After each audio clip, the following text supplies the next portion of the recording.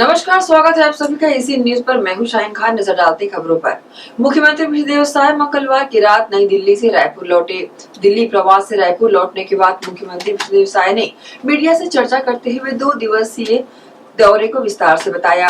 श्री साय ने कहा कि प्रधानमंत्री नरेंद्र मोदी से मिलकर प्रदेश में चल रहे विभिन्न विकास कार्यों पर अवगत कराया है। केंद्रीय गृह मंत्री अमित शाह की अध्यक्षता में आयोजित नक्सल प्रभावित राज्यों के मुख्यमंत्रियों की समीक्षा बैठक में भी शामिल हुआ। केंद्रीय वाणिज्य एवं उद्योग मंत्री पीयूष गोयल के साथ बैठक में औद्योगिक क्षेत्र में विकास सहित विभिन्न मुद्दों पर भी चर्चा की गई। सीएम साय ने हरियाणा चुनाव में जीत पर पीएम मोदी सहित भाजपा नेतृत्व को बधाई दिया। हाँ, 2 दिवसीय दिल्ली प्रवास में थे और इन 2 दिनों के दौरान माननीय प्रधानमंत्री जी से मुलाकात किए और उनको छत्तीसगढ़ में हमारी सरकार जो काम कर रही है उसके विषय में अवगत कराए और नक्सलवाद की लड़ाई में जो सफलता मिल रही है उसके विषय में अवगत कराए। और माननीय गृह मंत्री श्री अमित शाह जी से भी उन्होंने बैठक ली और उनको भी अवगत कराया कि पिछले समय जब उन्होंने रायपुर में समन्वय समिति की बैठक ली थी उसके बाद हमारे सुरक्षा के जवानों में उत्साह का संचार हुआ था और फिर नक्सलवाद की लड़ाई में भारी सफलता मिली और उन्होंने बैठक में छत्तीसगढ़ की तारीफ भी की। और आदरणीय पीयूष गोयल से आज मुलाकात हुई थी, हमारे जो उद्योग और वाणिज्य मंत्री हैं, और उनसे छत्तीसगढ़ में औद्योगिक क्षेत्र में कैसे विकास हो इसके लिए उनसे चर्चा किए और यहाँ पर इंडस्ट्रियल कॉरिडोर की भी उनसे मांग किए। सहानुभूतिपूर्वक बात किए हैं। आने वाले समय में औद्योगिक क्षेत्र में भी विकास के लिए उनके तरफ से भरपूर सहयोग मिलेगा।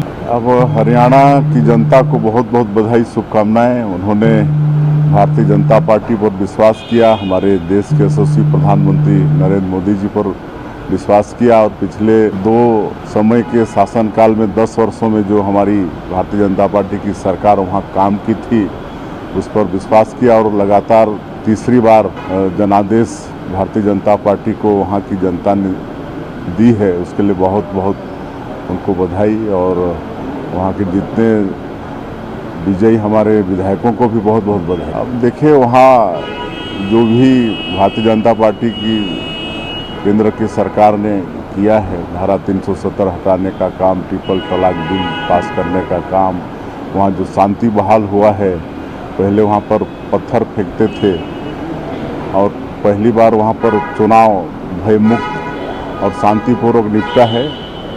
इसमें भारत सरकार का योगदान है, ये हम लोग के लिए बड़ी जीत है। कवर्धा जिले के लोहारीडीह मामले को लेकर पीसीसी चीफ दीपक बैज ने पीएम नरेंद्र मोदी को चिट्ठी लिखी है, जिसमें उन्होंने हाईकोर्ट के जज से मामले की जांच कराने की मांग की है। चिट्ठी लिखने के बाद पीसीसी चीफ दीपक बैज ने कहा कि छत्तीसगढ़ आकर पीएम मोदी खुद को साहू समाज का बताते हैं, तो साहू समाज के बेटों की मौत पर उन्हें खड़ा होना चाहिए।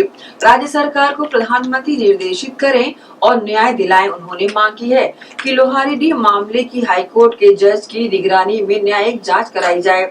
जेल में बंद निर्दोषों महिलाओं को तत्काल निशर्त रिहा किया जाए। पूरे मामले में संलिप्त पुलिस अधिकारियों के खिलाफ एफआईआर दर्ज कर कार्रवाई की जाए और पीड़ित परिवार को 1 करोड़ रुपए की आर्थिक सहायता एवं एक आश्रित को सरकारी नौकरी दी जाए। आज छत्तीसगढ़ प्रदेश कांग्रेस कमेटी ने लोहारडीह घटना को लेकर 3 साहू समाज के बेटों की हत्या को लेकर और लगातार साहू समाज और उस पीड़ित परिवार लगातार न्याय की मांग लगातार करते आ रहे हैं।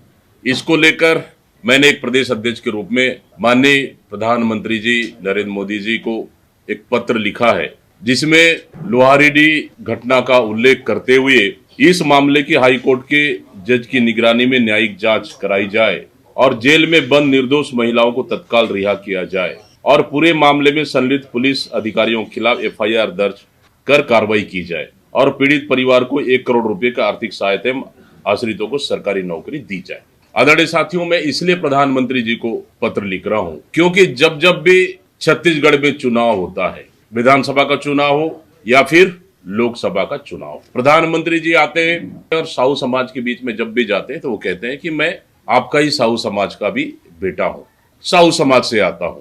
और आज साहू समाज लगातार प्रताड़ित हो रही है, सरकार से लगातार उनकी हत्या कर दी जा रही है और लगातार साहू समाज के उन पीड़ित परिवार न्याय की मांग कर रहे हैं। इसलिए उनकी ओर से प्रदेश कांग्रेस कमेटी ने निर्णय लिया कि आप छत्तीसगढ़ में आके सिर्फ अपनी राजनीति के लिए वोट पाने के लिए साहू समाज को याद करते हैं, लेकिन आज साहू समाज के बेटा बेटी आज न्याय की मांग कर रहे हैं।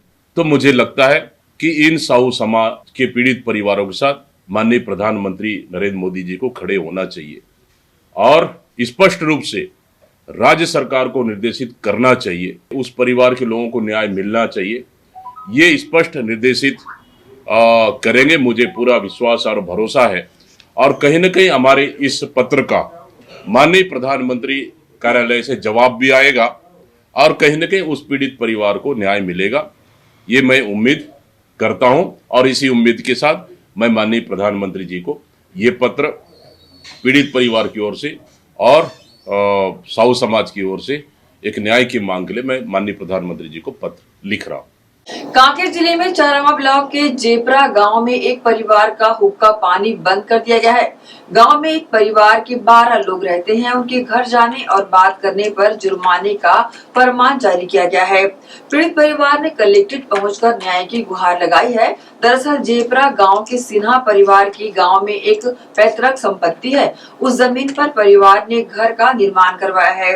वही गांव के प्रमुखों का कहना है कि ये जमीन गांव के गुड़ी निर्माण के लिए है। इस बात पर गांव के प्रमुखों ने सिन्हा परिवार पर गांव की जमीन को हड़पने का आरोप लगाकर उनका हुक्का पानी बंद करवा दिया है।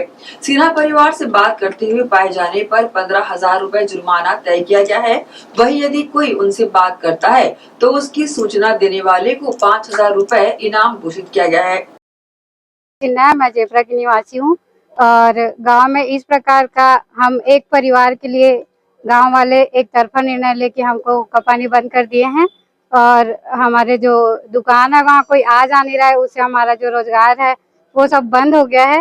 तो इस प्रकार से हमें हर तरह से जलील कर दिया जा रहा है गांव की तरफ से। मतलब सदस्य सभी परेशान है, कहीं भी जा रहे हैं तो कोई अच्छे से बात नहीं कर रहे हैं, तो उससे हम बहुत परेशान हैं। परिवार में 12 लोग हैं और 12 लोग को एक छुआछूत की भावना से देखा जा रहा है, वो हमको अच्छा नहीं लग रहा है। तो बस गांव वालों से निवेदन कर रहे हैं कि हम लोग को परिवार है, गांव में रहना है, आगे जो भी है तीज त्योहार है ये सब में आना जाना लगा रहेगा, तो वो सब के लिए हमको पहल करे और गांव में सम्मिलित करे। कार्रवाई ये है कि गांव वाले हमको भी गांव से मिला के रखें और सबको एक साथ लेके चले। बस छत्तीसगढ़ कांग्रेस में अब नए तरह की सियासत शुरू हो गई है। राजनांदगांव वर्सेस रायपुर की इस नई सियासत ने कांग्रेस में खलबली मचा कर रख दी है। दरअसल राजधानी रायपुर के दक्षिण विधानसभा सीट पर उपचुनाव होना है, जिसको लेकर एक बार फिर कांग्रेस पार्टी में अंदरूनी गुटबाजी खुलकर सामने आ रही है।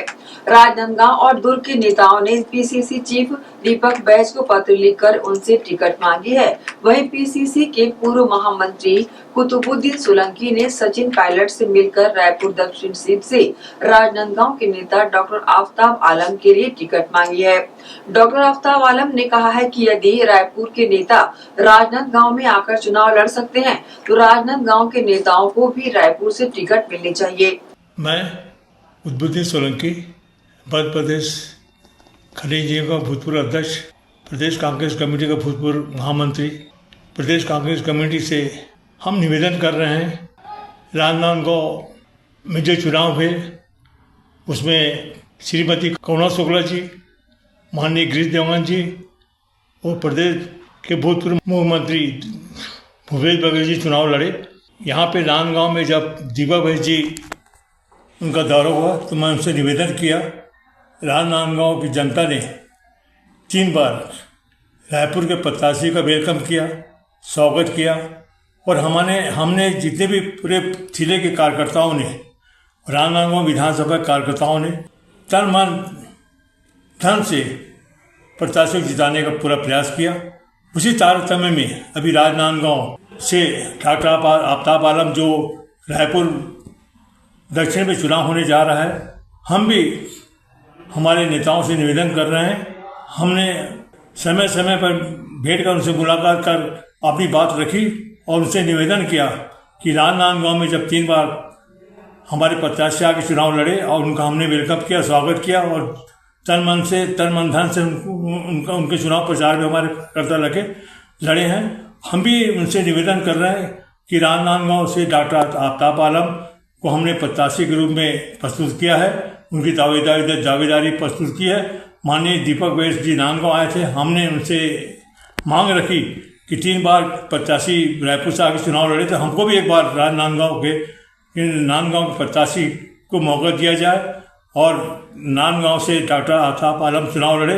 यही और हमारे पूरे जिले के कार्यकर्ताओं की यही मंशा है कि जिस तरह से 3 बार रायपुर से प्रत्याशी आके चुनाव लड़ा, उसी तरह रायपुर नांदगांव से डॉक्टर आफ्ताब आलम को टिकट दी जाए रायपुर दक्षिण से। वक्त है छोटे से ब्रेक का, जल्द हाजिर होते हैं। आप सब बने रहिए एशियन न्यूज के साथ।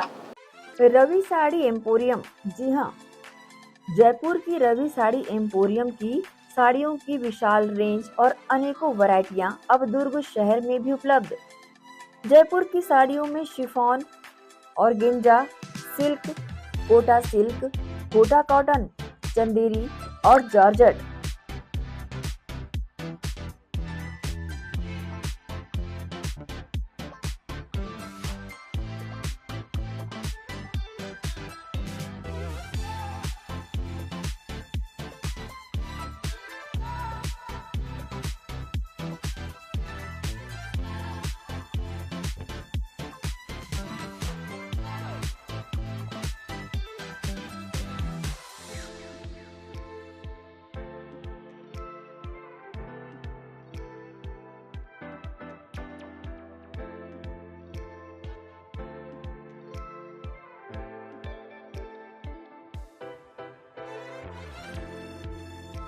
मनपसंद कलर व बेहद किफायती दरों पर रवि साड़ी एम्पोरियम की जयपुरी साड़ियों की विशाल श्रृंखला के छत्तीसगढ़ के अधिकृत थोक विक्रेता बर्मेचा टेक्सटाइल में महिलाओं की मनपसंद जयपुरी साड़ियां उपलब्ध है।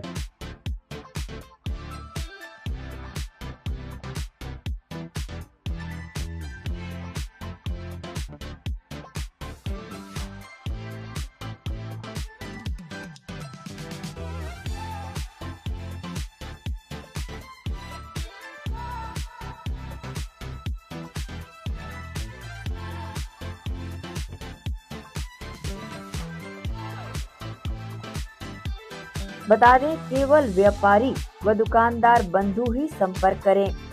हमारा पता अधिकृत थोक विक्रेता बर्मेचा टेक्सटाइल, दिगंबर जैन मंदिर road, Gandhi Chowk, Durg, Chhattisgarh. Mobile number 9039879080। दुल्हन वही जो पिया मन भाए, साड़ियाँ वही जो हर नारी को सुहाए। जी हाँ, पूजा अर्चना साड़ियाँ।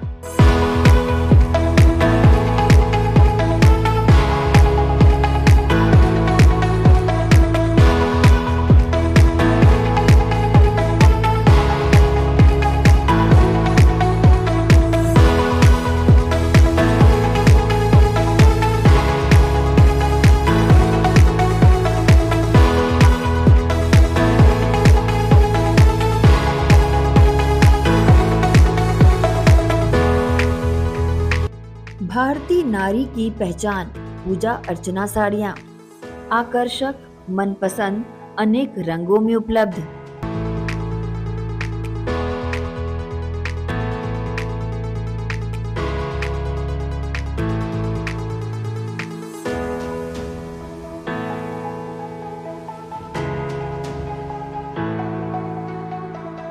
अवसर कोई भी हो, पहने पूजा अर्चना साड़ियाँ।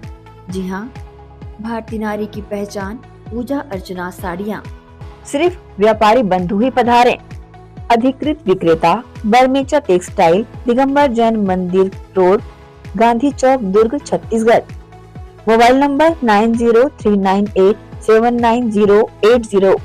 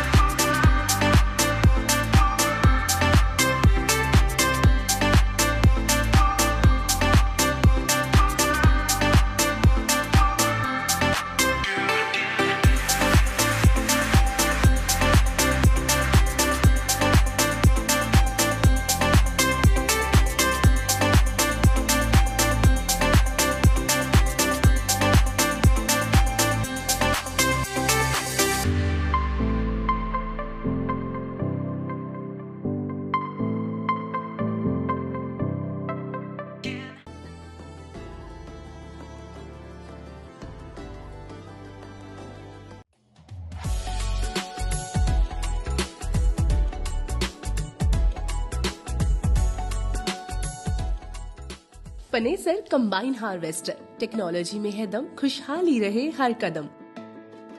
Panesar Agrotech private limited Bharat की हाईटेक कृषि इम्प्लीमेंट्स बनाने वाली एक अग्रणी कंपनी है।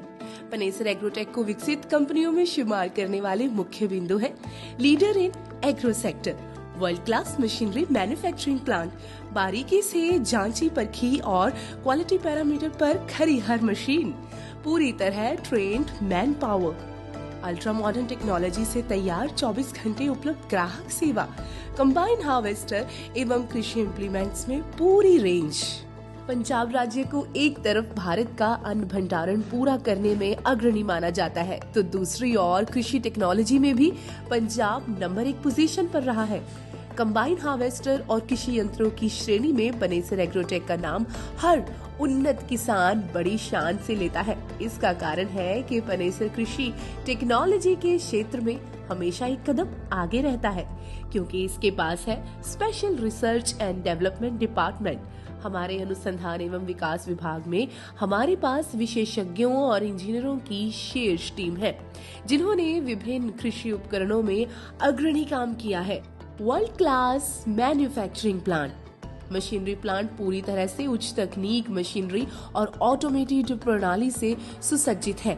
हमारे पास इन हाउस CNC मशीनें, VMC मशीनें, शॉर्ट ब्लास्टिंग सेक्शन, विशेष प्रकार के उपकरणों के साथ असेंबली लाइन और न्यूनतम समय में उच्च उत्पादकता वाली क्षमता है।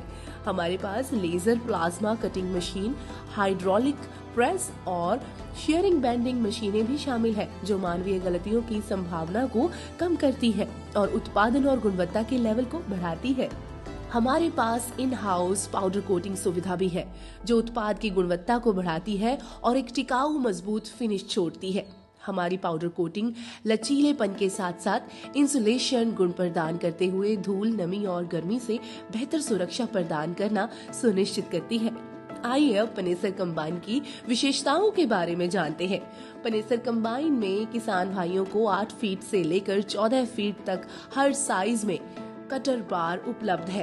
पनेसर कंबाइन में इंजन की पावर में आप 74 HP से लेकर 133 HP तक कोई भी ऑप्शन ले सकते हैं। पनेसर कृषि यंत्रों के उपयोग से खेतों में आपको प्रति एकड़ अधिक पैदावार मिलेगी।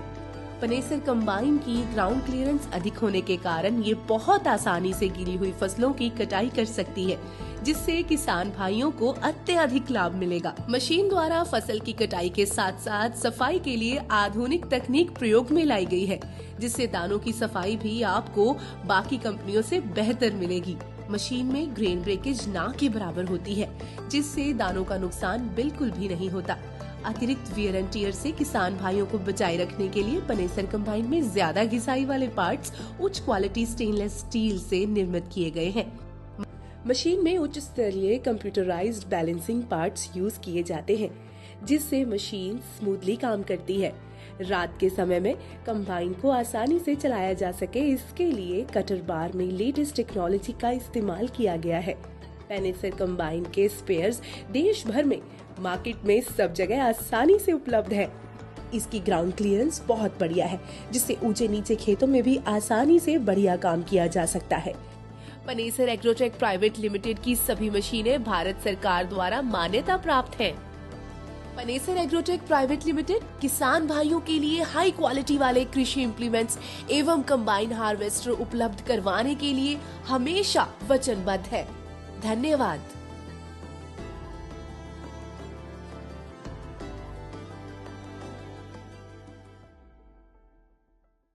ब्रेक के बाद आपका स्वागत है। हर गंग के दुर्गोत्सव समिति सेक्टर 10 द्वारा प्रतिवर्ष अनुसार इस वर्ष भी सेंट्रल रेवेन्यू में दुर्गोत्सव का आयोजन बड़े धूमधाम से मनाया जा रहा है। नवरात्रि के 6वें दिन मां कात्यायनी देवी की पूजा अर्चना विधिवत की गई। इस दौरान कुंवारी कन्याओं एवं युवकों ने मां को दही और हल्दी का लेपन किया।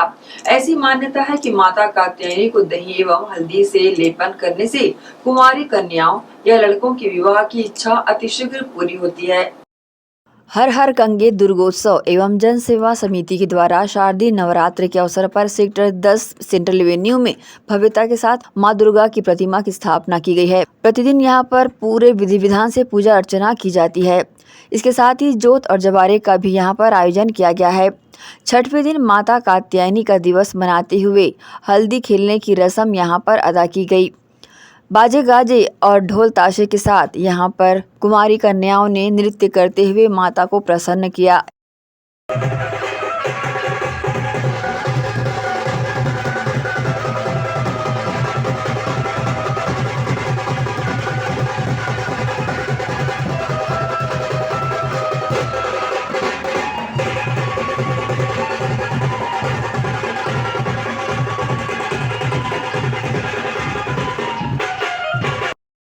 इसके साथ ही हर हर गंगे दुर्गोत्सव एवं जन सेवा समिति के द्वारा इस तरह की जानकारी मीडिया को दी गई।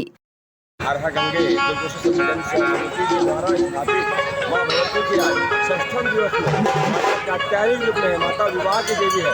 माता के विवाह के लिए अपनी व्रत करते हुए माता से मनोकामना मांगते हैं। माता कात्यायनी 6वें दिवस आज हर हर गंगे दुर्गोत्सव समिति द्वारा आज हमारी पूजा का छठवां दिन है, जिसमें माँ कात्यायनी विराजमान करती है।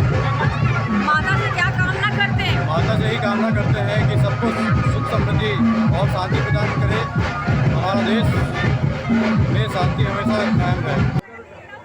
बता दें कि सेंट्रल एवेन्यू में विराजित माता की दुर्गा के प्रांगण में भव्य फिश टनल एक्वेरियम का भी निर्माण किया गया है, जो कि शहरवासियों के लिए आकर्षण का केंद्र बना हुआ है।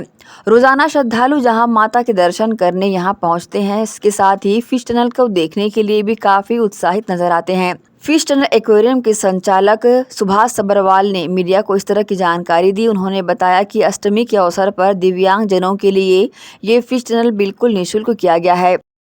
आयोजन ऐसा है कि अष्टमी की जो पूजा है परसों 10 तारीख के दिन सभी अपंग अनाथ बधिर बच्चों के लिए निःशुल्क रखा गया है। फिश शो फ्री दिखाया जाएगा। बच्चों के कूदने वाले झूले, वाटर बोट, सभी बच्चों को फ्री मनोरंजन दिया जाएगा। आने वाले सभी बच्चों के लिए जलपान की व्यवस्था भी अखिल भारतीय स्वयं रोजगार मंडल ने की है। कृपया जो भी संस्थाएं अपंग अनाथ स्कूल चला रही हैं, उनसे निवेदन है कि अपने बच्चों को अष्टमी के दिन 10 तारीख को सेक्टर 10 में और शाही दशहरा मैदान में भिलाई होटल के सामने लाना ना भूलें। हम लोगों को इस स्वर्ण संधि का लाभ बच्चों को दिलाएं। धन्यवाद।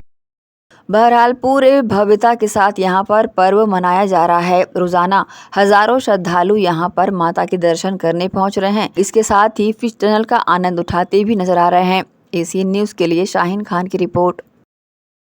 बाढ़ आपदा से बचाव को लेकर एनडीआरएफ और एसडीआरएफ की टीम ने शिवनाथ नदी में मॉक ड्रिल का आयोजन कर व्यापक तैयारियों का जायजा लिया। इस दौरान टीम ने विभिन्न तरीकों और साधनों का उपयोग कर लोगों को बचाने का तरीका दिखाया। दुर्ग कलेक्टर ऋचा प्रकाश चौधरी के मार्गदर्शन में बुधवार को एनडीआरएफ और एसडीआरएफ द्वारा दुर्ग के शिवनाथ नदी में बाढ़ आपदा से बचाव की आवश्यक तैयारियों का जायजा लेने मॉक ड्रिल का आयोजन किया। इस मौके पर जिला स्तर पर उपलब्ध समस्त बाढ़ बचाव सामग्रियों का मॉक ड्रिल किया गया। पेशेंट सांस ले रहा है कि नहीं, उसके लिए अपन पेशेंट के पास जाके अपने कान को लगाते हैं और ये चेक करते हैं कि पेशेंट सांस ले रहा है कि नहीं। पेशेंट अगर हवा अपने कान में नहीं पड़ रही है और उसका हवा का एहसास नहीं हो रहा है, मतलब पेशेंट सांस नहीं ले रहा है। अब तुरंत अपने को सीपीआर चालू करना है। सीपीआर चालू करने के लिए इसमें 2 मेथड होता है, एक चेस्ट कंप्रेशन, दूसरा माउथ टू माउथ ब्रीथिंग। ठीक है, तो इसका 1 मिनट में 100 से 120 बार अपन चेस्ट कंप्रेशन देते हैं। इस दौरान मॉक ड्रिल में अतिवृष्टि के दौरान शिवनाथ नदी में ग्रामीण जन लकड़ी या छोटे छोटे बोट के माध्यम से नदी पार करते समय बोट पलटी हो जाने एवं गांव में पानी भर जाने की स्थिति में किस प्रकार से जिले में उपलब्ध motor boat, scuba diving, under water camera, life jacket, life buoy आस्का लाइट, पॉलीकॉन लाइट, सर्च लाइट, विभिन्न प्रकार की वस्तुओं का प्रयोग कर बाढ़ बचाव कार्य का लाइव डेमो यानी मॉक ड्रिल किया गया। नहीं थी अभी कहीं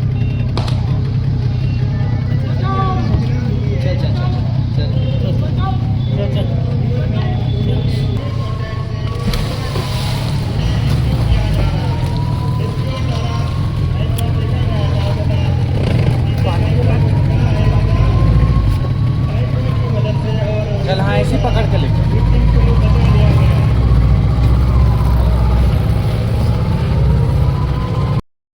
मॉक ड्रिल के दौरान एनडीआरएफ एवं एसडीआरएफ की टीम ने कई महत्वपूर्ण बचाव अभियानों का अभ्यास किया। इनमें नदी में डूबने वाले व्यक्तियों का बचाव, तेज बहाव में फंसे लोगों को सुरक्षित स्थान पर पहुंचाना और बाढ़ के दौरान क्षतिग्रस्त इमारतों में फंसे लोगों को निकालना शामिल था। इसके अलावा सर्पदंश की स्थिति में किस प्रकार सावधानी रखनी है तथा क्या उपाय करना है, इसकी भी जानकारियां दी गई। इस दौरान देशी जुगाड़ के माध्यम से पानी में डूबने से बचाने का तरीका भी बताया गया।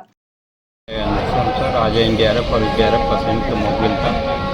इसका कारण यह है कि हर साल यहाँ पे दुर्ग में शिवनाथ नदी और अन्य सहायक नदियों से बाढ़ की स्थिति निर्मित होती है। इसमें हमारी कितनी तैयारी है और हमारी जो बाढ़ अभी विगत कुछ दिनों पहले आई थी उसमें क्या कमियाँ रह गई हैं और हम कितने तैयार हैं, हमारे जवान कितने तैयार हैं, हमारे इक्विपमेंट कितने रेडी हैं और हमारे जो विभिन्न विभाग हैं उनमें कितना कोऑर्डिनेशन है और कैसे हम मिल के कोई अगर आपदा की स्थिति निर्मित होती है तो कैसे काम करेंगे। इसके लिए एक मॉक ड्रिल का यहाँ पे आयोजन किया गया था, जिसमें कुछ जीवंत मॉक ड्रिल किया गया, जैसे कि गांव में अगर कोई पत्थर रखती है तो कैसे निकालता है, कोई डूब रहा है व्यक्ति या कोई कूद गया है या नदी के अंदर अगर कोई भीतर डूबा हुआ है। इसके अलावा इम्प्रोवाइज जो मेथड होते हैं, मतलब जुगाड़, देसी जुगाड़ विधि, अगर आपके पास इक्विपमेंट अगर पर्याप्त नहीं है तो आप उनका उपयोग करके कैसे खुद की और दूसरे की जान बचा सकते हैं। तो इनका एक जीवन प्रदर्शन किया गया और लोगों को अवेयर किया गया कि अगर आपदा की स्थिति निर्मित होती है तो आप जो है इस तरह का साधनों का प्रयोग करके अपनी जान और खुद की जान बचा सकते हैं। एसीएन न्यूज़ के लिए दुर्ग से नसीम फारूकी की रिपोर्ट। मंगलवार को नवरात्रि के छठवें दिन, जो कि माता कात्यायनी देवी का दिन कहलाता है। माता कात्यायनी देवी का जन्म ऋषि कात्यायनी के घर हुआ था। माता कात्यायनी की पूजा आराधना करने से अर्थ, धर्म, काम, मोक्ष की प्राप्ति होती है एवं रोग, शोक, संताप और भय से मुक्ति मिलती है। ऐसे शुभ दिवस पर सरोधी कबीरधाम के कृषक केशवराम पोर्ते ने जीविकोपार्जन हेतु मेघराज गोयल एंड कंपनी बरनाला पंजाब स्थित औद्योगिकी के द्वारा निर्मित self propelled mini combine harvesting machine Vikas 3150 की खरीदारी की। नवरात्रि के छठवें दिन, जो कि माता कात्यायनी देवी का दिन माना जाता है। माता कात्यायनी देवी का जन्म ऋषि कात्यायन के घर हुआ था। माता कात्यायनी की पूजा आराधना करने से अर्थ, धर्म, काम, मोक्ष की प्राप्ति होती है एवं रोग, शोक, संताप और भय से मुक्ति मिलती है। ऐसे शुभ दिवस पर परसरोधी कबीरधाम के कृषक केशव राम पोर्ते ने जीविकोपार्जन हेतु मेघराज गोयल एंड कंपनी बरनाला पंजाब स्थित औद्योगिकी के द्वारा निर्मित self propelled mini combine harvesting machine Vikas 3150, जो कि दिखने में ट्रैक्टर चलित है लेकिन किर्लोस्कर के इंजन को ही सीधा इस्तेमाल कर कम कीमत में साफ दाना प्रदान करने वाली बहुफसली यंत्र का निर्माण कर लघु कृषकों को स्वावलंबी बनाने में मेघराज गोयल एंड कंपनी मील का पत्थर साबित हो रही है। आज इस महंगाई के दौर में कम कीमत में कम ईंधन की खपत में श्रेष्ठ यंत्र का निर्माण कर देश के कृषकों को आर्थिक समृद्धि की ओर ले जाने का अनुकरणीय कार्य लगातार कर रही है। यंत्र की डिलीवरी प्रदान करते हुए शहर के प्रतिष्ठित व्यवसायी सागर ऑटोमोबाइल के संचालक अश्वनी साहू एवं यंत्र की डिलीवरी करते हुए केशव राम पोर्ते, धुलेश्वर धुर्वे, हेमंत पटेल, अहमद रब्बानी एवं कमला मोटर्स के सेल्स प्रमोटर सत्य लक्ष्मी नारायण चंद्राकर, शाखा प्रबंधक हेमचंद गुप्ता, मैकेनिक किशोर निषाद एवं बरमेचा एलिवेटर्स के निरीक्षक अजय चौधरी, कनिष्ठ अभियंता अमर यादव आदि इस दौरान शामिल रहे। विकास 3150 सेल्फ कंबाइन मशीन जब खेतों में लहराते हुए फसलों को अपने दामन में इकट्ठा करती है तो अपने ऑर्गन के द्वारा दानों को ट्रॉली में स्थानांतरित करती है। तब ऐसा दृश्य देखने से अनायास ही मानव मात्र का मन प्रफुल्लित होकर श्रृंगार रस से भर जाता है।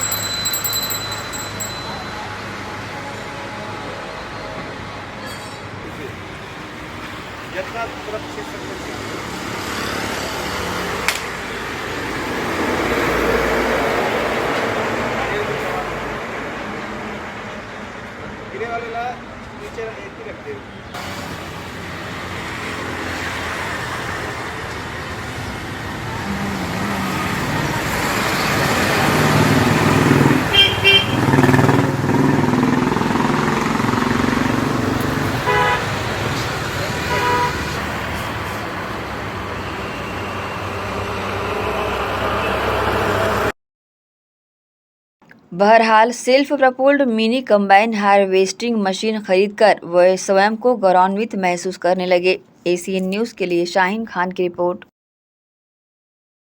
रुकेंगे एक और छोटे से ब्रेक के लिए, जल्द हाजिर होते हैं। आप सब बने रहिए एसीएन न्यूज के साथ।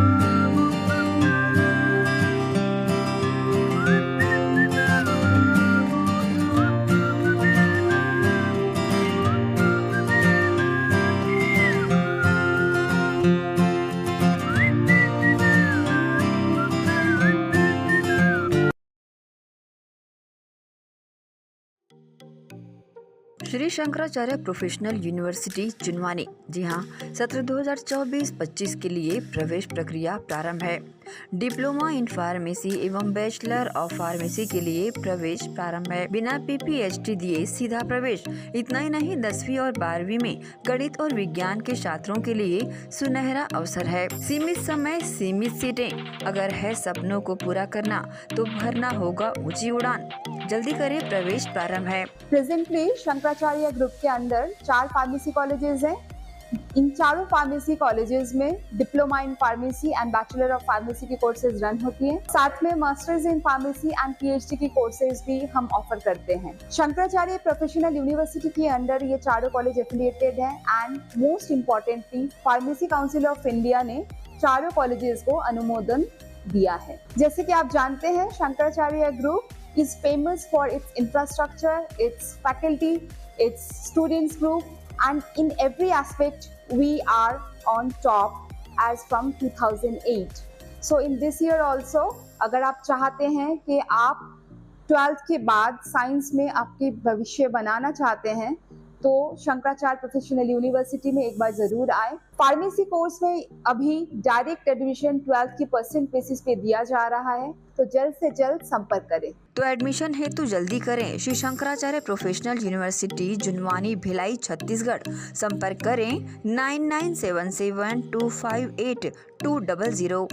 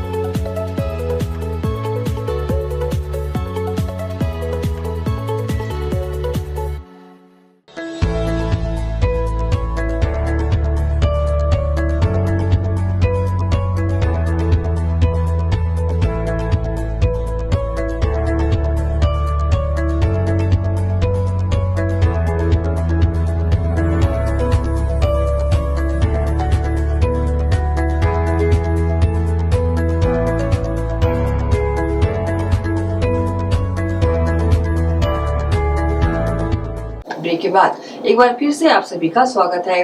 जिला प्रशासन से नाराजगी जताते हुए ग्राम पतोरा के सैकड़ों ग्रामीणों ने जिला कलेक्ट्रेट पहुंचकर 14 एकड़ में बनाए जा रहे खदान का विरोध जताया। साथ ही खदान की स्वीकृति निरस्त कराए जाने का ज्ञापन सौंपा।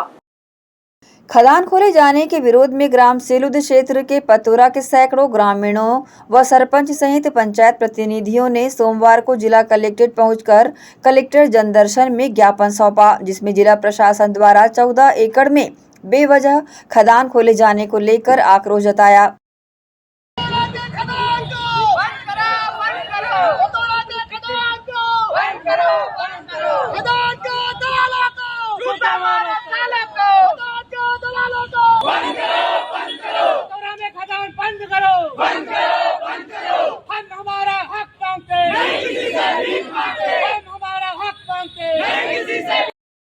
इस दौरान बड़ी संख्या में कलेक्ट्रेट पहुंचे ग्रामीणों ने अपने हाथों में तख्ती लेकर नारेबाजी की और कलेक्ट्रेट परिसर का घेराव कर डाला।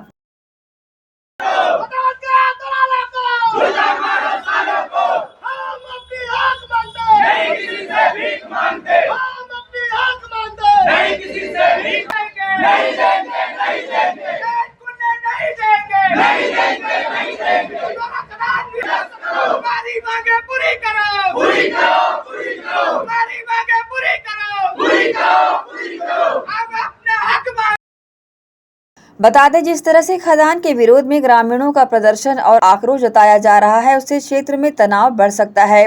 हाल ही में पतोरा में ग्रामीणों ने एक खदान के खिलाफ प्रदर्शन किया था, जिससे क्षेत्र में तनाव बढ़ गया था।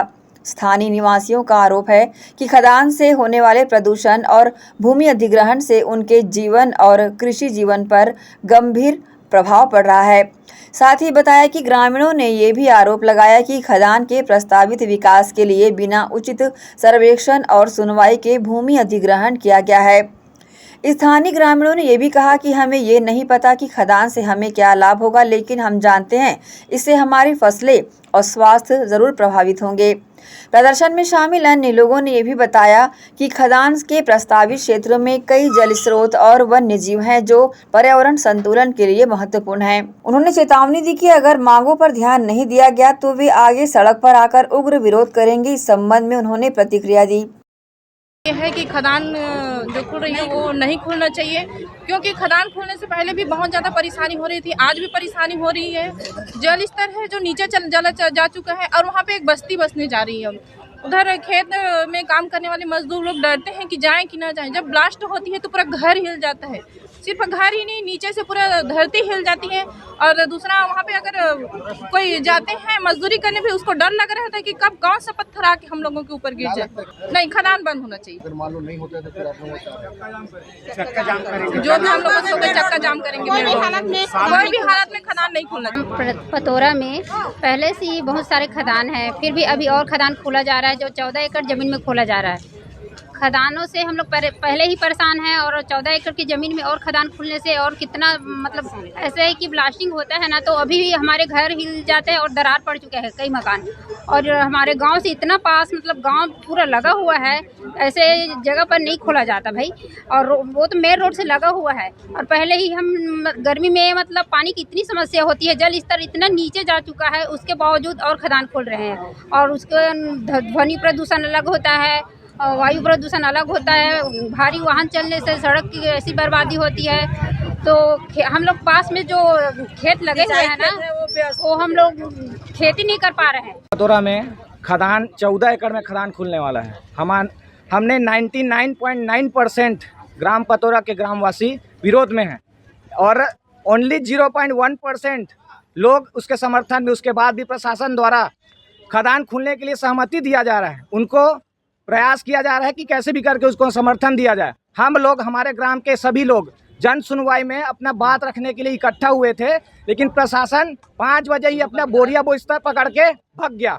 हमने काफ़ी प्रयास किया हमारा वक्तव्य सुना जाए, हमारे सभी लोग वहाँ एकत्रित हुए थे, लेकिन हमारी बात नहीं सुनी गई और प्रशासन द्वारा खदान के मालिकों को सहयोग किया जा रहा है।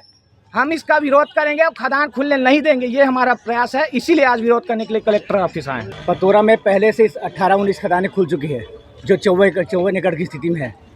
तो फिर अभी खदान खोलने के लिए ये लोग मांग कर रहे हैं और जन सुनाई किए थे कल। तो हम जन सुनाई का विरोध करते हुए खदान नहीं खोलना चाहिए इसी के लिए आए हैं पूरे गाँव वासी। पहले कितने खदानें थी? पहले 18 खदानें हैं, फिर खदान खोल।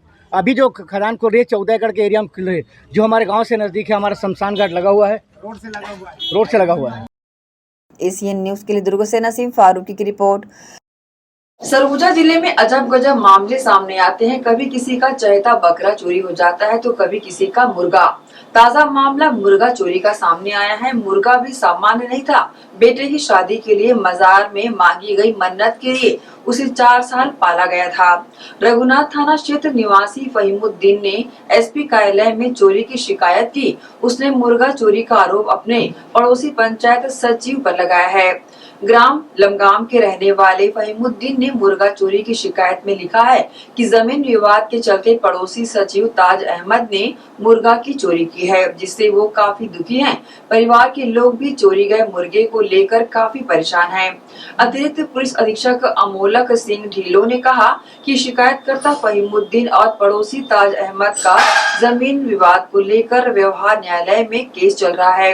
रंजिश के चलते शिकायतकर्ता की कच्ची छत को तोड़कर मुर्गा की चोरी की गई है। शिकायत के आधार पर पुलिस जांच कर आगे की कार्रवाई करेगी। मन्नत वाला मुर्गा था जो धाम में चढ़ाने के लिए, वो जो वहाँ ईशान में चढ़ाने के लिए रखे थे, उसको करीब लगभग 4-5 साल का था। उसको रखे थे सर, क्या नाम, अपना लड़का उड़का का शादी उदी करेंगे तो ये मोहब्बत साहब मुराद साहब बाबा के दरबार पे जाएंगे और चढ़ाएंगे सिरने फातिहा। अरे तो दुखी तो हैं सर, मुर्गा के दुखी तो हैं। तो लिखे तो हैं सर कि भाई मेरा मुर्गा चोरी हो गया इतने तारीख को। प्रेम का था सर, वही तो बता तो रहा हूँ कि उसमें चढ़ाने के लिए रखे थे। उसका मन्नत था हम लोग का, कहा था शादी ब्याह करते और जो है अपना वहाँ ले जाके जहाँ मन्नत मांगे थे वहाँ अपना चढ़ाते। अब तो हो गया सर, अब क्या करेंगे, अब नहीं है तो।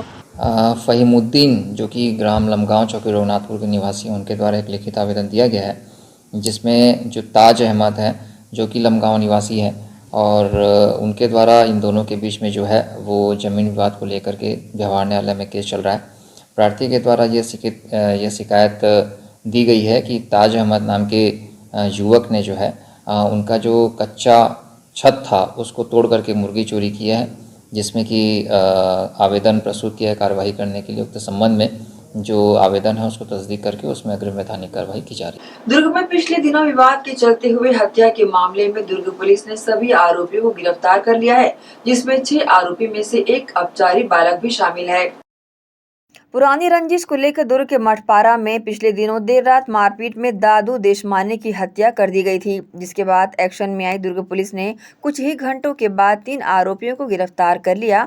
बाकी फरार अन्य आरोपी की पतासाजी कर रही है, जहां क्राइम ब्रांच एवं कोतवाली थाना पुलिस टीम ने मुस्तैदी से जांच करते हुए मामले को सुलझाते हुए इस घटना में कुछ 6 आरोपियों को गिरफ्तार किया है, जिसमें एक अपचारी बालक भी शामिल है।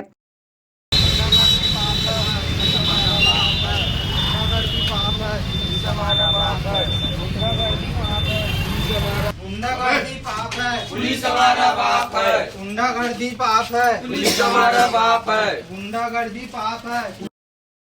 बता दें, आरोपियों ने पुरानी रंजिश के चलते चंडी मंदिर के पास मठपारा में रोककर मृतक के साथ मारपीट की थी। इसके बाद आरोपियों ने ईंट एवं पत्थर से युवक के सिर को कुचलकर सभी आरोपी वहां से भाग निकले थे। मृतक की पत्नी ने पुलिस को बताया कि जो नामजद आरोपी हैं उसके भाई की हत्या हुई थी और फिर उस आरोपी को शक था कि उसके भाई की हत्या में दादू का हाथ था। इसी बात को लेकर आरोपी एवं उसके साथियों ने दादू के साथ दुश्मनी निकाली और उसकी हत्या कर दी। इस संबंध में दुर्ग से एसपी चिराग जैन ने प्रतिक्रिया दी। 6 लोगों के नाम हैं, 5 आरोपी हैं और एक अपचारी बालक है। तो सभी के खिलाफ विधिवत कार्रवाई की जा रही है और इसमें सीन भी क्रिएट कराया गया है और जो भी नेसेसरी एविडेंसेस हैं वो गैदर किए हैं। एशियन न्यूज़ के लिए दुर्ग से नसीम फारूकी की report. Kailash Nagar housing board निवासी व्यवसायी अमित पांडे ने गत दिनों वैशाली नगर थाने में रामनगर निवासी एक महिला एवं उसके पति के खिलाफ धमकी देकर ब्लैकमेलिंग कर लाखों रुपए वसूलने के बाद फिर से किसी फर्जी केस में फंसाने और व्यवसायी की पुत्री एवं परिवार को बर्बाद करने की धमकी देकर पुनः रुपयों की डिमांड करने संबंधित रिपोर्ट दर्ज कराई थी। व्यवसायी अमित पांडे की शिकायत पर वैशाली नगर पुलिस ने आरोपी महिला व उसके पति के खिलाफ विभिन्न धाराओं के तहत एफआईआर दर्ज कर आरोपियों की तलाश प्रारंभ की। इस बीच आरोपी महिला ने दुर्ग न्यायालय से अपनी अग्रिम जमानत करा ली है। महिला को मिली अग्रिम जमानत से प्रार्थी व्यवसायी अमित पांडे व उसका परिवार फिर से दहशत के साए में जीने को मजबूर हो गया है।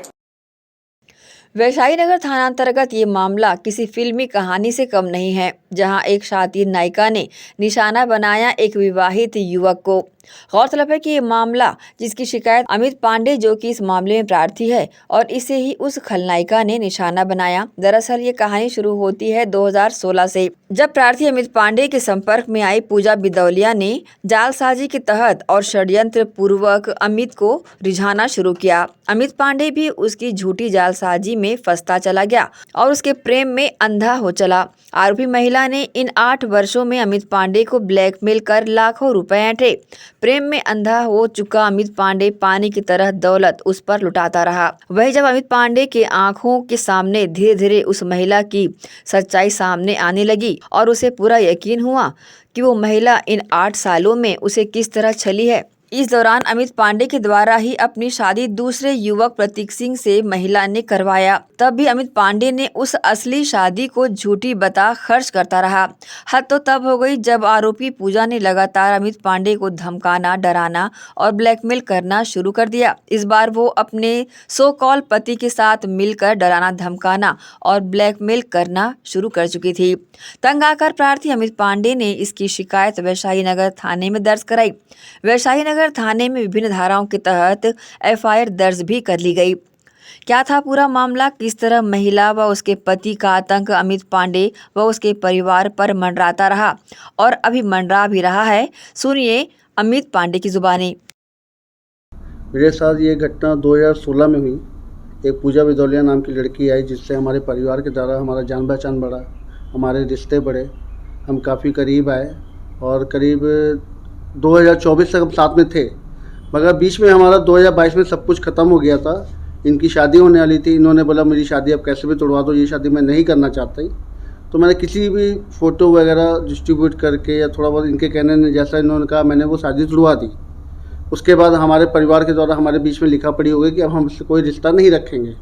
मगर ये 4 दिन बाद एक षड्यंत्र के तहत मेरे पास आई और इन्होंने मुझसे बोला कि मैं आपके बच्चे की माँ बनने वाली हूँ। मैं इस बात से और डर गया, सहम गया। मैंने बोला ठीक है, तुम जो चाहती हो मैं करूँगा। उसके बाद ये मेरे साथ आई रही। मैंने बोला भी चेक करा लेते हैं तो ये आनाकानी करती रही। फिर प्रेम का प्रलोभन देके इन्होंने मुझसे शादी करी।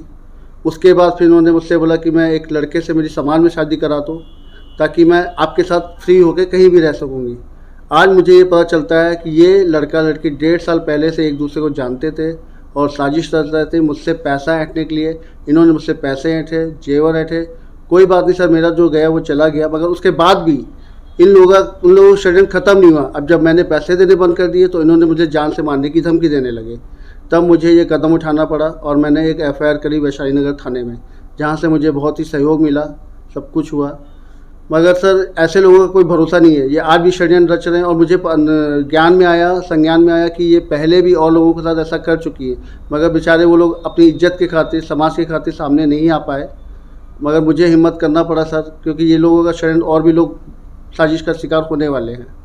मगर सर मैं ये चाहता हूँ कि इस केस में जल्द से जल्द कोई कार्रवाई हो, क्योंकि लड़की ने बेल ले चुकी है और लड़का भी फरार घूम रहा है, मगर उससे कार्रवाई नहीं की जा रही है। एक चीज़ मैं और बोलना चाहूँगा पुलिस प्रशासन से, मुझे आपका सहयोग मिल रहा है सर, मगर मैं इसमें और कार्रवाई चाहता हूँ जो कि नहीं हो रही है। महिलाओं के लिए कुछ भी होता है तो एक आयोग रहता है। हम पुरुष पीड़ितों के लिए हम कहाँ जाएँ, किससे सहयोग मांगे? पुलिस के द्वारा हमारे पास और कौन सहयोग करने वाला है? उनसे भी हमें सहयोग नहीं मिल रहा है। वो नारी होने का फ़ायदा उठा के मुझ पर अब इल्ज़ाम उल्टा लगा रही है, मगर ऐसा कुछ भी नहीं है। मैं चाहता हूँ आप सच्चाई की पारदर्शिता को देखें, मेरी भी और उनकी भी, और सही न्याय करें। यह मुझे आप लोगों से उम्मीद है। अमित पांडे जो कि पेशे से व्यवसायी है और अपने इस तरह ठगे जाने से जहां स्तब्ध है, वहीं उनका परिवार डर के साए में जीने को मजबूर है, क्योंकि एफआईआर के बाद आरोपी महिला पूजा बिदौलिया ने अग्रिम जमानत ले ली है। वहीं उसका साथी पति फरार है। जो जाने अमित पांडे व उसके परिवार के साथ क्या कर बैठे। बहरहाल मामले में प्रार्थी अमित पांडे ने प्रशासन से न्याय की गुहार लगाई है। देखना होगा उन्हें किस तरह का न्याय और कब मिल पाता है। Bureau report ACN news. इसी के साथ ही आपसे लेंगे इजाजत। आप सब बने रहिए एसीएन न्यूज़ के साथ। नमस्कार।